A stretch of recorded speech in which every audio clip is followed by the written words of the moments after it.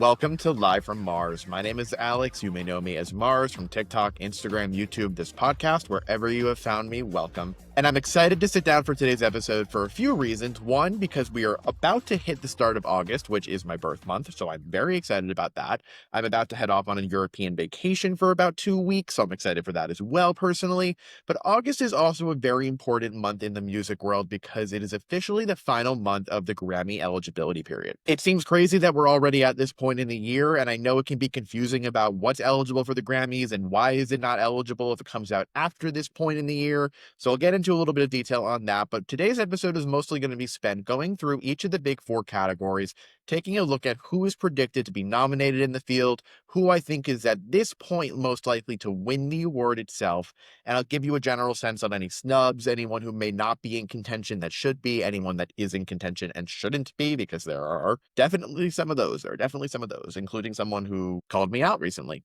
Before we get into all of that, if you are not already following and subscribed to the podcast, it would mean the absolute world to me if you did. That is how we get the podcast to grow. That is how we get really cool, exciting guests to come on. That is how we continue to build this community up. So if you are already subscribed to the podcast, a big personal thank you from yours truly.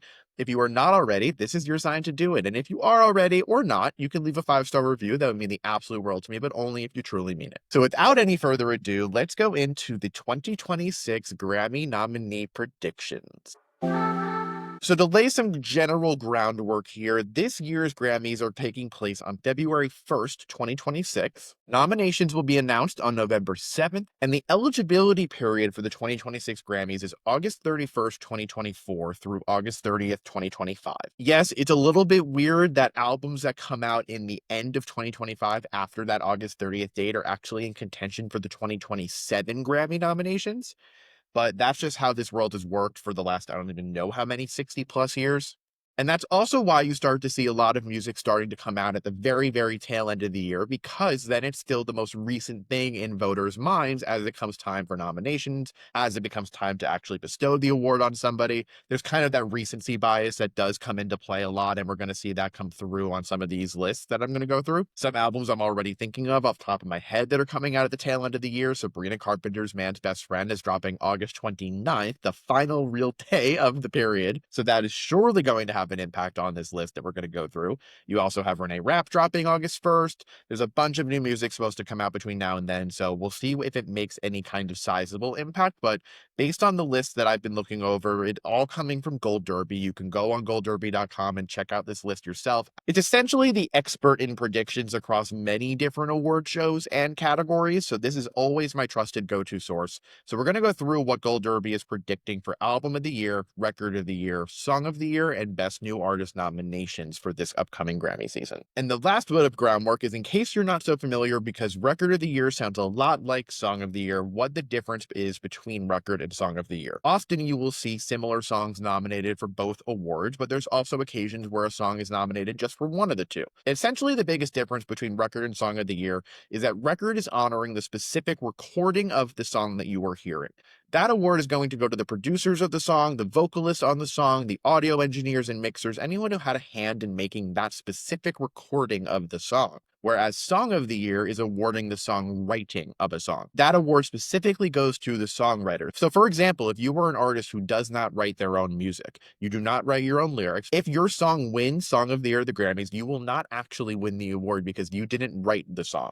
Record of the Year, if it's nominated for that, you would get it because you're the vocalist on it. Doesn't matter if you wrote it or not. The easiest way that I like to remember this is that Record of the Year is for the recording, Song of the Year is for the songwriting. So take that into consideration as we go through this list. But let's kick things off with Album of the Year, since that is the big kahuna. That is ultimately the biggest award of the night. So as of right now, these are the albums predicted to be nominated for Album of the Year. And this is in order of favor to be nominated / favor to win. Kendrick Lamar, GNX, Lady Gaga, Mayhem, Bad Bunny. I'm not even going to try to pronounce this album because I know I'll butcher it, but the acronym is DTMF. I'm going to refer to it as that. Sabrina Carpenter's Man's Best Friend. I know, hasn't even come out yet, but we'll get into it. Tyler, the Creator with Chromacopia. Elton John and Brandi Carlile's Who Believes in Angels. The Weeknd's Hurry Up Tomorrow. And then Lana Del Rey, The Right Person Will Stay. If that album is even still happening, who the hell knows? So taking a look at this list of nominees, these are pretty much who I would expect to be in here. The notable names that are not yet at that threshold that seem like a pure lock to be nominated, but still have a fighting chance: Jon Batiste's Beethoven Blues, Justin Bieber's Swag, Lord's Virgin, Miley Cyrus's Something Beautiful, and Bon Iver's Sable Fable. Now, ask yourself, how do we feel about this list? Does this reflect the year in music? Is this a good representation of what was hitting, which albums were impactful and important and good in 2025? Right out the gate, my first impression of this is that this makes sense to me. Right now, the race is pretty much between Kendrick Lamar's GNX and Lady Gaga's Mayhem, both of which have never won Album of the Year, except Kendrick last year swept every award he was nominated for. Now, why are these two albums the ones that are most likely going to take home the award at this point? So let's kick off with Lady Gaga, because that is the artist that I know the best of this list. Lady Gaga has won 14 Grammys with 38 nominations, and not one of them has ever been for Album of the Year. She has been nominated for Album of the Year before. She's been nominated 4 times, but has never taken home the award. Those nominations are for the Fame and the Fame Monster in back-to-back years, 2010, 2011. You then have Born This Way for 2012, and then most recently her duet album with Tony Bennett, Love for Sale, in 2022. Lady Gaga is essentially the music industry. She is an incredible performer. She is an incredible dancer. She is a sick songwriter. She has a killer voice. She is a complete package, and the Grammys love someone who's taking creative risks and doing bold things, and that's why she's won 14 of them at this point. And we're going to get into Record and Song of the Year in a little bit, but Gaga has been nominated 3 times for Record of the Year and never won, and then Song of the Year 4 times and also never won. So all of Gaga's wins have been in the genre categories rather than a general field category, which are these main 4 we're talking about. So what's pushing Gaga to take home Album of the Year? First off, Mayhem has been a huge commercial success and critical success for Lady Gaga. It received rave reviews upon release. The live performances for this era have been spectacular. Her Coachella set is being deemed one of the best Coachella headlining sets of all time. Die With a Smile is one of Lady Gaga's most successful singles of all time. It won the Grammy last year for Best Pop Duo/Group Performance. So Mayhem is already a Grammy-winning album. And if you're wondering why Die With a Smile was nominated last year, but the album is nominated this year, it's because Die With a Smile came out during last year's eligibility period as a single, whereas Mayhem came out as an album during this year's eligibility period. So behind mass commercial success, behind a ton of critical praise for the record, a ton of hype surrounding Lady Gaga at this point in her career after she's been a veteran for so long, after moving over to film and winning an Oscar for Best Original Song with Shallow, there's a lot of momentum about Gaga finally returning to her classic pop form with this year's album. That is going to help push her along as someone who is both a critical favorite, as somebody who has made a massive impact on the field. But the questions that I have are, is that enough for her to take home Album of the Year, competing with someone like Kendrick Lamar with his story? Kendrick over here has won 22 Grammys and been nominated for 57 of them. He's been nominated for Album of the Year 4 times, and the kind of now iconic for a bad reason story of Kendrick with Album of the Year is that he's been nominated those 4 times for Good Kid, Mad City, To Pimp a Butterfly, Damn, and Mr. Morale and the Big Steppers, and he has lost every one of them. And oftentimes, his losses in Album of the Year don't exactly age well. At the 2014 Grammys, Good Kid, Mad City lost out to Random Access Memories by Daft Punk. That is an incredibly strong record, so that one I can maybe understand. To Pimp a Butterfly in 2016 lost Album of the Year to Taylor Swift's 1989, which came with a ton of controversy. That one, for me personally, is incredibly difficult to say whether or not it should have won over 1989. 1989 was a massive commercial success. It was a critical breakthrough for Taylor, pivoting over genres. There was no bigger album than 1989.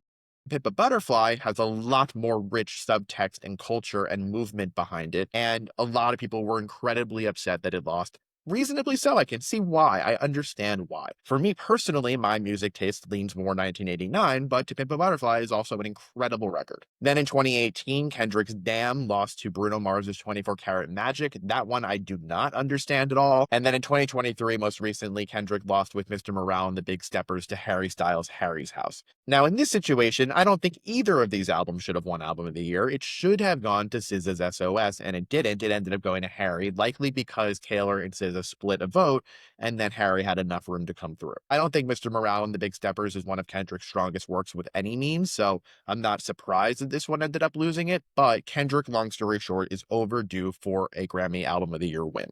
And with an album like GNX, which again has the critical acclaim, has mass commercial success between Luther with SZA, Squabble Up, there's a bunch of hits from this album that have made a big impact both culturally and commercially. Right now, Kendrick is the favorite to take home album of the year, and at this point, I do see this happening. Look at what happened this most recent Grammys, where he swept every award he was nominated for. There is so much hype and love and passion for Kendrick from the Academy here, so there's just really very little wiggle room that Gaga has when it comes time for an actual campaign to make enough of an impact to take over the chances of winning album of the year. I don't know. It's definitely tight. I think it's going to move back and forth between now and February. But as of right now, for album of the year, I'm putting my money on Kendrick Lamar's GNX to take home the win. Taking a look at some of these other nominees, Bad Bunny, again, will be nominated, but I don't think it has enough room to pull off the win. Sabrina Carpenter's Man's Best Friend is in here after she won Best Pop Vocal Album for Short and Sweet this most recent year. We haven't even heard the album yet. I can't imagine it being bad, but I also don't see it having enough momentum to take over Mayhem, DTMF from Bad Bunny, and Kendrick's GNX. It's a hot contender against Lady Gaga's Mayhem for Best Pop Vocal Album this coming year, so we'll see what happens with that category once nominations come out. But that's that. Chromacopia, I think, is big, but not nearly as big enough to take home album of the year. Elton and Brandy are kind of the legacy pick in this category. Elton John has been nominated for I don't even know how many Grammys. I think he has 6 of them at this point in his career, but he has never won album of the year. So he is overdue for a win. I could see those who want to award an all-time favorite kind of like a last hurrah, even though it may not be for Elton. I can see him gaining momentum from that perspective, but as a body of work, when you're looking at critical and commercial impact, it doesn't top GNX.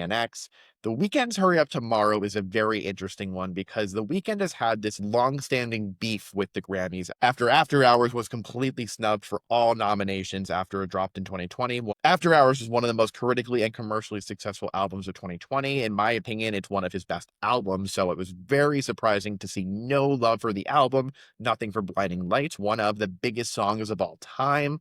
That caused him to basically say a giant middle finger to the Grammys, except at this most recent year's show, he was right back on stage. His album Hurry Up Tomorrow came out during Grammy weekend. He was right there on stage giving a performance of the new album as a way of this new peace between the Weeknd and the Academy. It felt very PR. It felt very forced. It did not seem natural at all, but I can't imagine them making as big of a deal as they did about him coming back to the Grammy stage to not nominate his record for Album of the Year. Does it have enough room to pull off the win? Probably not. Don't see it happening, but a nomination is surely appreciated. And then we go into Lana, which who the hell even knows if that album's coming out at all. John Batiste is someone who I can see squeezing in as a nominee, but he doesn't actually have enough legs to pull off the win again. Lord's Virgin, I would say, is a record that I would love to see nominated here. Again, I just don't think it had enough of an impact to make that big move. I can see it being nominated in Best Pop Vocal instead. And then Bon Iver's Sable Fable, again, very critically acclaimed. I love that project, probably his best in I don't even know how long, but there's just not enough momentum behind it. Swag, I don't see having enough room either. It's going to be interesting to see where that gets placed between R&B or pop, because that was a huge issue last go around when Bieber submitted changes for the R&B categories and the Grammy committee put it into the pop field, and he was very unhappy about it. I made it very clear. The one album here that I think deserves to be nominated, Miley Cyrus is Something Beautiful. Should absolutely be nominated for Album of the Year at the Grammys. I don't think it will, unfortunately, because of the lack of true impact it's had. This is without a doubt Miley Cyrus's best album to date. It is one of the best albums of the year, in my opinion. It is probably my most listened to album this year so far. I think Miley had a real clear vision of what she wanted to accomplish with this project and did not disappoint by any means. Every single song on Something Beautiful tackles a different part of Miley's artistry, and it all flows together like this pure cinematic movie, and it's so mesmerizing to both watch and listen to. You have more classic pop moments like End of the World and Easy Lover, Golden Burning Sun. You have the more avant-garde work like Reborn, Pretend You're God. The title track should 100% push this to be nominated. This album is a work of art, in my opinion. It will be a very, very big loss if it's not nominated for Album of the Year. But I don't know. It's tough because the Grammys have given Miley a lot of love recently with Flowers and her duet with Beyonce, Two Most Wanted. But this album just didn't make the splash that it really deserved to. A lot of that came down to the album's marketing and release strategy. I just don't think it has enough legs to stand on its own right now, unfortunately, but you never know. You never know. So that is Album of the Year. Let's move over to Record of the Year. As of right now, this is who is predicted to be nominated for Record of the Year. Luther by Kendrick Lamar and SZA, Apate by Rosé and Bruno Mars, Abracadabra by Lady Gaga, Manchild by Sabrina Carpenter, Wildflower Billie Eilish, DTMF Bad Bunny, Anxiety by Doechii, Never Too Late Elton John and Brandy Carlisle, and those are the top 8, and then below the top 8, you have Gracie Abrams' That's So True, Alex Warren Ordinary, Coldplay's All My Love, and Miley Cyrus's End of the World. So taking a look at this list, is there anyone who's immediately jumping out to you that you think deserves it, no question? Is there someone in here who should not be involved at all? I could throw maybe 1 or 2 of those in here. Based on right now, the current favorite to take home the award is Kendrick and SZA's Luther. I think this very likely could happen, especially as Kendrick has all of the hype we just talked about for GNX. Also, Kendrick and SZA have been on the Grand National Tour together. The song has been an unstoppable force on the charts since it came out. Kendrick, like I said, has been nominated for 57 Grammys. SZA has been nominated for 26, having won 5. All of SZA's wins have been in the genre fields across R&B, pop, but she's never won a main category award. So again, that's going to help fuel the momentum as well for the two of them in this category. It's a beautiful song. Right now, its hottest competition seems to be very, very closely tied between Apate and Abracadabra. If I had to push for one of them over the other, it would be Abracadabra, no question. I think this song single-handedly revived the general public's interest and passion for Lady Gaga. The song actually premiered at last year's Grammy, so that helps the narrative a lot. It was the biggest success from Mayhem, if you're not including Die With a Smile. And Abracadabra is a great example of a song that will likely be nominated for both Record and Song of the Year, but it makes more sense to take home Record of the Year because of the production choices it has and Lady Gaga's vocal performance. Apate, I think, would upset a lot of people because it's a very annoying song, but it's been absolutely massive, and Bruno Mars being on it, who is a Grammy darling, surges this up possibility-wise. I would be very surprised if Manchild is not nominated in this category. I do not think it will win whatsoever, especially if Espresso didn't take it home last year. Espresso was a way bigger song. Manchild kind of feels to me like it's a B-side from Short and Sweet from the Please Please Please sessions. It doesn't stand out enough to me on its own. Granted, we haven't heard the rest of the context of the record, so maybe within the context of the album, it'll make more sense once we hear it later next month. But as the song to represent this era for Sabrina, I don't know if it has enough legs to take home a win. Billie Eilish's Wildflower being nominated for Record of the Year will be crazy. There's a few reasons why this is wild. Biggest of which is that this song has become the song that no one expected to take off the way that it did. This song is continuing to chart in the upper echelons of the Billboard Hot 100 week after week after week. Hard and Soft came out in May 2024, and this song is still in the top of the charts. And it's very rare, unfortunately, that you see that happening these days. Really, because of streaming, because of how quickly paced the music industry has become, songs are so quickly brought in and then forgotten and moved on from. And Wildflower has been the most beautiful surprise for Billie, for me as a fan of Billie and Hit Me Hard and Soft, to see it having this kind of love. A lot of that is coming down to the live performance she did with Amazon Music, the shows that she's been doing across the Hit Me Hard and Soft tour. It's an incredibly vulnerable moment for Billie, and it reminds audiences more so of the Billie who created What Was I Made For, which was a Grammy winner, rather than the pop feel-good energy of Birds of a Feather. Now, a lot of you may be wondering, and I was wondering this myself, how can Wildflower be nominated when Hit Me Hard and Soft was already nominated as an album last year and didn't win? Because Hit Me Hard and Soft did not win Album of the Year, because it did not win in the categories it was nominated for, Wildflower is then eligible. It was officially released as a single during this year's Grammy eligibility period. So even though the album Hit Me Hard and Soft came out in last year's period, the song wasn't released as an official single until February of this year, which makes it eligible. Wildflower deserves to be nominated. It's one of the most vulnerable, most beautiful moments on Hit Me Hard and Soft. Hit Me Hard and Soft was my pick to take home Album of the Year at this year's Grammys, so it kind of feels like a second chance for Billie Eilish, but ultimately I don't see this having enough steam to overtake a Luther and Abracadabra and Apate. Here are a few songs that have a chance of being nominated but don't have a chance of winning, and I would be very unhappy if they did get the nomination over others we've already talked about.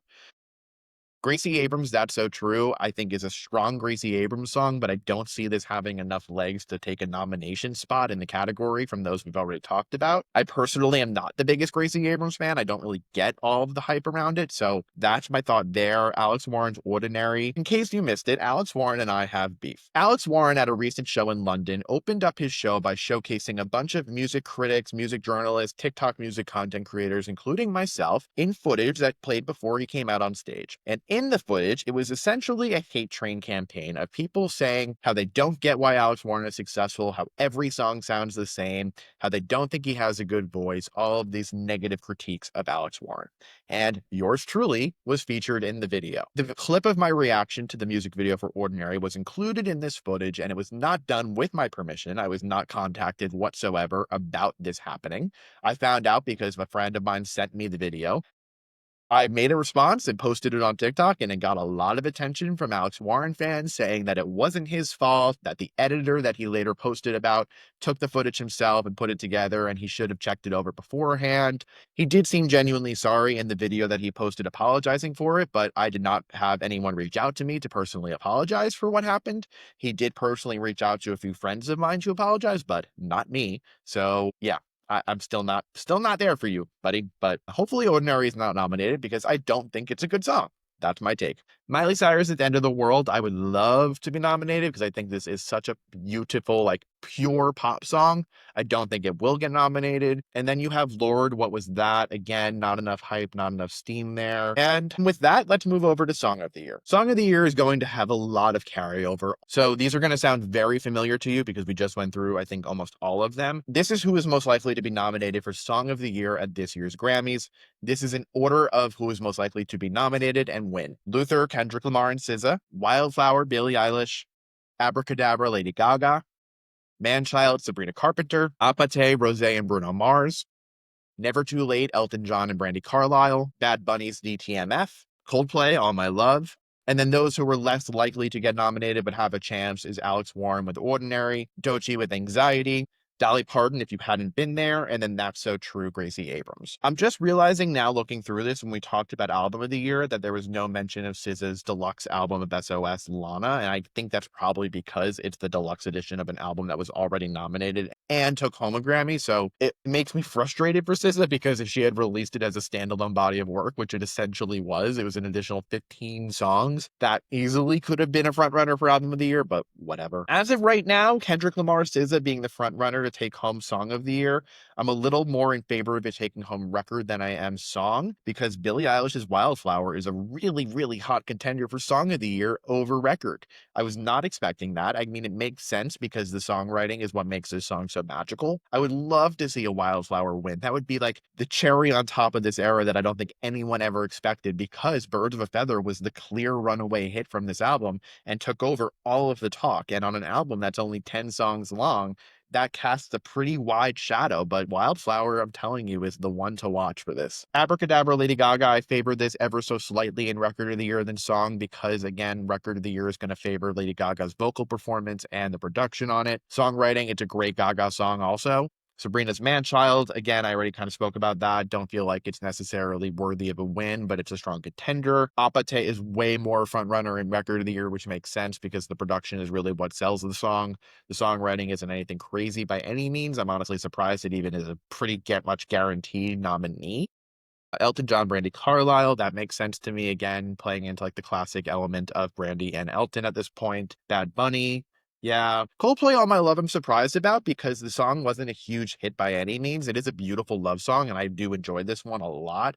Coldplay being in the news a lot right now between the cheating scandal at the concert will surely help fuel that push maybe a little bit more than they ever thought. By the way, one of the most hysterical moments I can remember on pop culture, on social media, is seeing this clip of the cheating couple at Coldplay. I can't get enough of it. All the people who were making fun of it, I saw the Philadelphia Phillies in the baseball game had their mascots reenacting it. It's so good. I personally am not tired of it. So yeah, let's keep it going. And then the rest of the potentials being Alex Warren's Ordinary, you know my thoughts there.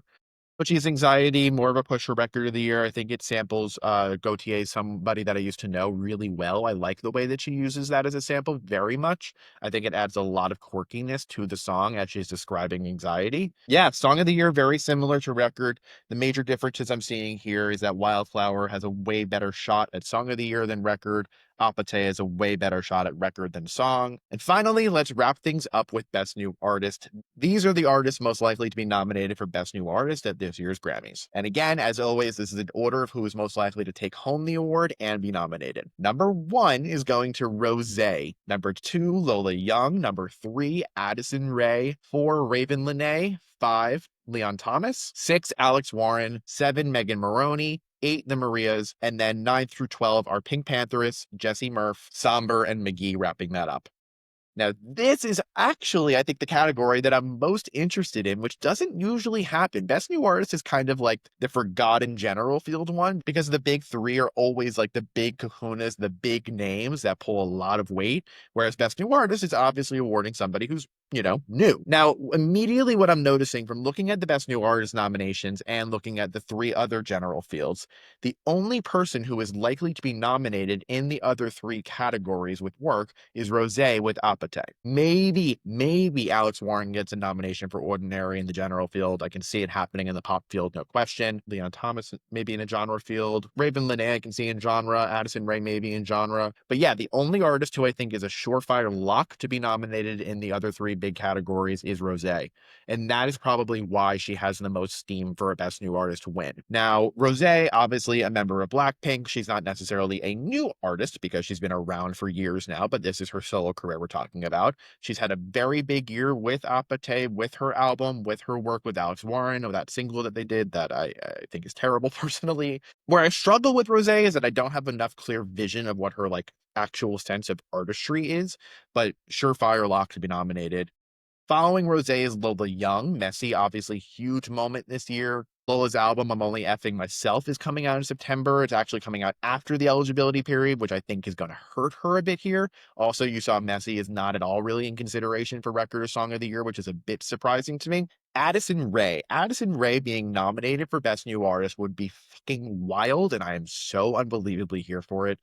I was actually listening to her album Addison as I was out and about today. I listened to it twice in full. It's a very quick listen, but I've been consistently impressed with Addison's artistry, the vision that she has for her career, from the aesthetic choices, from the music video treatment to the songs she's actually creating. It feels like a fully realized, put together vision. I understand why people don't see it as genuine because you first met Addison as a TikToker. You first saw her doing dances and being part of Hype House this and dating Sway Boy there. And it feels a little disingenuous to have her now as a take me seriously pop star, but I'm bought in. I am bought in. So I would love to see that. Ravyn Lenae, I would also be thrilled to be nominated. She surely deserves to be in this category. I was giving her album Bird's Eye a listen the other night, and it continues to impress me. It's a definite must listen. Leon Thomas is such a huge force in the industry. His album Mutt was fantastic. I was first introduced to Leon Thomas as a character on Victorious with Ariana Grande, who he's remained very close with and has worked with throughout her career. He's been a big force behind the scenes in R&B music over the last few years, so he definitely deserves a placement here. Alex Warren, my thoughts there. Megan Moroney, definitely big year in country music for her. She is the country music representation on this list. Definitely deserves a placement. The Marias, I'd also be thrilled for because Submarine is such an interesting record. Love the sound that they've been creating. I love the vision they have. It's creepy, crawly, but so deeply personal mood music. I really enjoy their work. Somebody I'm surprised to see is in a bigger force in this category is Somber, given how big Back to Friends, Undressed, the new single 12 to 12 is fantastic. But the one artist who deserves to be nominated, but will hopefully be nominated next year, is Olivia Dean. As you know, I don't shut up about her. Her album, The Art of Loving, is dropping in September, so it makes more sense for her to be a push next year. But yeah, that's pretty much the categories and where I'm seeing things leading out right now. So to wrap up, my predictions as to who's going to take home each of the big 4 awards as of today is going to Album of the Year, Kendrick Lamar, GNX. Record of the Year, Luther, SZA, and Kendrick Lamar. Song of the Year, I'm really torn between Wildflower, Abracadabra, and Luther again. I can see it going to Luther just to give Kendrick that complete sweep again, but that may be a little repetitive, so my thought is giving it a little bit more to Wildflower. And then Best New Artist, right now it seems like Rosé is the front runner, but she wouldn't be my pick. I think my pick here would probably be somewhere between Leon Thomas, Ravyn, Lenae, and Addison, but I think the best shot right now is Rosé and Lola, so we'll see. But that's just what I'm thinking. We still have a bunch of time to actually have these Grammy campaigns happen. Once the eligibility period closes, you're going to see all of these for your consideration campaigns start coming out to nominate artists. Once the nominations come out, you're going to see artists fully on the campaigns. I'm excited to dive into those with you guys. But that is the pulse on Grammy nominations, and that is this week's episode of Live from Mars. To wrap things up, if you guys again are not already following and subscribe to the podcast and enjoyed today's episode, please make sure to follow the podcast on your favorite provider, Apple Podcasts, Spotify, wherever you're listening. A huge appreciation. Thank you guys for tuning in. I'm excited to continue diving into the world of Grammys with you guys as we head deeper into Grammy season. Hope you guys enjoyed. I will see you all next time for a new episode of Live from Mars.